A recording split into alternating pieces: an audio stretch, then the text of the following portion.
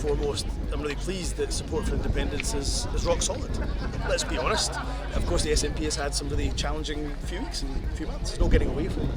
But even with those challenges, support for independence is absolutely rock solid. So I'm going to be travelling around the country, listening to people first and foremost, engaging with people who are doing some brilliant work right across Scotland, but making sure that I'm doing everything I can to persuade people of the very simple fact that I believe that the best decisions about Scotland are made by the people who live in Scotland. And I think that is an incredibly persuasive case in the face of a very cruel Westminster government that is inflicting and imposing harm upon the most vulnerable in this country. The Westminster government are denying, blocking Scotland's right to decide its own future. That to me is completely and wholly undemocratic, and that's why I set out at our convention last month very clearly that the next general election we will fight on the issue of independence front and centre.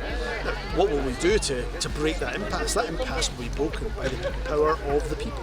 That's why independence, support for independence, has to continue to grow. It has to be that consistent majority of people demanding independence and the option to choose independence in a referendum. So as long as the UK government continue to deny that, well, what we'll do is use the next democratic vote, i.e. the general election, to make sure that we test support for the proposition of independence. The conversation to me is a pretty simple one.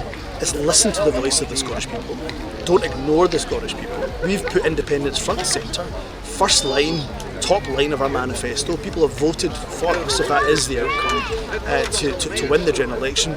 Don't ignore Scotland, don't treat us as an afterthought, and give people the right to determine their own future. I think you can't take anything for granted in a general election that is possibly over a year away. We know the next general election is likely to be 12 to 15 months away, and Labour is already showing a degree of complacency that they're known for. They're known for taking votes for granted. They're already showing that level of complacency and deciding that they've won the general election without any votes cast. Now, I want to see the back of the Tories. I don't want to see a Tory government post the next general election. I also don't want to see a Labour majority government. I would like to see, if anything, a Labour minority, and of course the SNP would be willing to make sure that we cooperate with the Labour Party to keep the Tories out of government. And of course we would demand that they do things like scrap the two-child limit, which they've refused to do, but also grant Scotland the referendum that people have voted for.